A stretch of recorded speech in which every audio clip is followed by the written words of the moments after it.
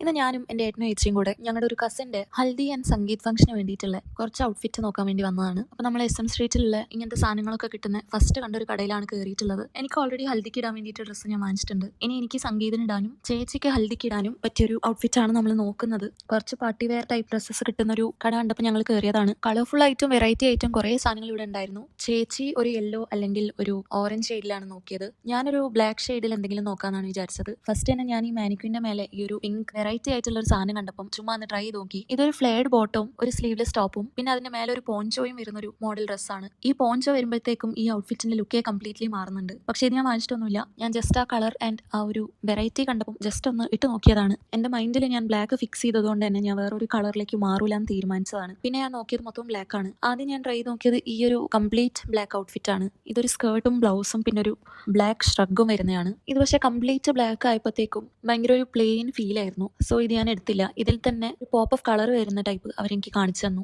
ഈ ഒരു ഷ്രഗും പിന്നെ ഓൾമോസ്റ്റ് സിമിലർ ആയിട്ടുള്ള ബ്ലൗസും പിന്നെ ഒരു ഇച്ചിരി ഡിഫറൻസ് ഉള്ള ഒരു സ്കേർട്ടുമാണ്. ഇതാണ് എനിക്ക് ആദ്യം കാണിച്ചതിനേക്കാളും കുറച്ചുകൂടി ഇഷ്ടപ്പെട്ടത്. സോ ഞാൻ ഈ ഒരു ഔട്ട്ഫിറ്റ് ഫൈനലൈസ് ചെയ്തു. ഇതിന്റെ റേറ്റ് വരുന്നത് 3600 or 700 ആ ഒരു റേഞ്ചിലാണ്. ഇതാണ് ഇതിന്റെ ബ്ലൗസ് വരുന്നത്. സെൻട്രലത്തെ ഡിസൈന് കുറച്ചൊരു ഡിഫറൻസ് ഉണ്ട്.